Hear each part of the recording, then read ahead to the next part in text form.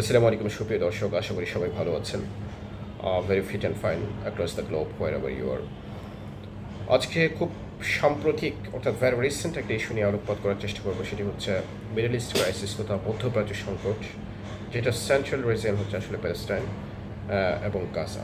Palestine অথরিটির মূলত দুইটি রিজিয়ন রয়েছে যেটা প্যালেস্টাইন অথরিটি কন্ট্রোল করে। একটি হচ্ছে গাজা আর একটা হচ্ছে ওয়েস্ট ব্যাংক। গাজা তুলনামূলকভাবে অনেক ছোট। গাজার মোট আয়তন হচ্ছে 365 স্কোয়ার কিলোমিটার, অর্থাৎ মাইল যদি আমরা হিসেব করি তাহলে হচ্ছে 141 বর্গ মাইল। এই 141 বর্গ মাইল অথবা 365 বর্গ কিলোমিটার মধ্যে প্রায় মানুষ বসবাস করে হচ্ছে 22 লক্ষ মানুষ, অর্থাৎ পৃথিবীর অন্যতম ডেন্সলি পপুলেটেড একটা রিজিয়ন হচ্ছে এই গাজা। এবং গাজার ক্যাপিটাল হিসেবে ইউজ হয় গাজা সিটি। এই গাজা সিটিটাই গাজার ক্যাপিটাল হিসেবে ব্যবহার করা হয়। এবং গাজার সবচেয়ে বড় শহর হচ্ছে রাফা, যেটা মিশরের অর্থাৎ ইজিপ্টের সীমান্ত লাগোয়া যে শহর, সেটি আসলে গাজার সবচেয়ে বড় শহর।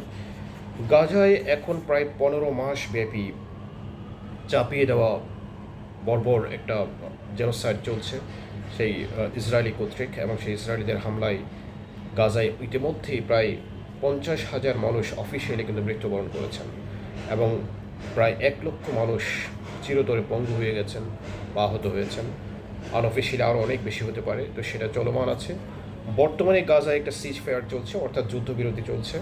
সেই যুদ্ধবিরতি প্রায় 42 দিনের যে যুদ্ধবিরতি সেটা চলমান আছে। তো যুদ্ধবিরতির আওতায় এখন গাজা পরিস্থিতি কিছুটা শান্ত হলেও যে কোনো সময় এটা আবার ভোলাটাইল হয়ে যেতে পারে। তো গাজা শব্দটি আসলে গাজার লিটারাল মিনিংটাই কিন্তু আসলে স্ট্রেংথ, অর্থাৎ গাজা শব্দটি আসছে হিব্রু ভাষাতে, হিব্রু শব্দ থেকে এই গাজা শব্দটি মূলত এসছে, এবং এটা গাজা শব্দটি কিন্তু মূলত বাইবেল ওল্ড টেস্টামেন্টেও কিন্তু আসলে বর্ণিত হয়েছে, সেটা আজ্জা হিসেবে বর্ণিত হয়েছে। এবং এই গাজা শব্দটি অর্থ হচ্ছে স্ট্রেংথ অর্থাৎ শক্তি। আর গাজা শব্দটি এজ এ হোল আসলে বলা হয় গাজার অর্থই হচ্ছে আসলে strong city or strong state. Gaza literally কিন্তু আসলে স্ট্রং। এখনও 15 মাস ব্যাপী যুদ্ধেও আসলে গাজাকে হারাতে পারেন ইসরায়েল। তো গাজার এই যুদ্ধ চলমান, এই গাজা আসলে পৃথিবীর অন্যতম একটি প্রাচীন জনপদ প্রায় ওভার দ্য মিলেনিয়ামস। এখানে কিন্তু মানুষ বসবাস করে আসছে, আরবরা বসবাস করে আসছেন, এবং কেনানাইটসরা বসবাস করে আসছেন। পৃথিবীর অন্যতম প্রাচীন একটি জনপদ হচ্ছে গাজা।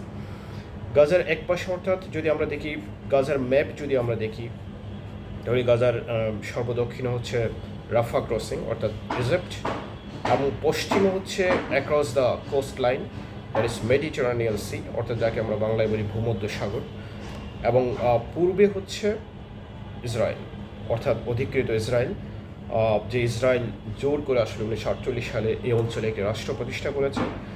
সেই ইসরায়েলেই এখন গাজায় যুদ্ধ চাপিয়ে দিয়েছে, এবং সেই যুদ্ধ এখনও পর্যন্ত চলমান আছে।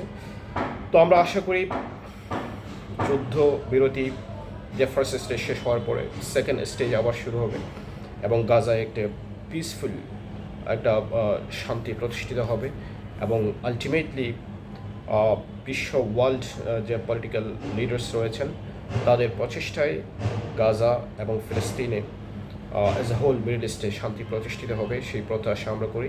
আমরা সবাই সেই প্রত্যাশা করতে পারি, এবং আমরা চাই এই যুদ্ধ বন্ধ হোক, এই মানবতা বিরোধী যুদ্ধ এবং এই জেনোসাইড অবিলম্বে ফিলিস্তিনিদের উপর চাপিয়ে দেওয়ার যুদ্ধ যেন বন্ধ হয়, সেই প্রত্যাশা করি, এবং সেই আহ্বান জানিয়ে সবাইকে শুভেচ্ছা জানিয়ে এখানে শেষ করছি। সবাইকে ধন্যবাদ।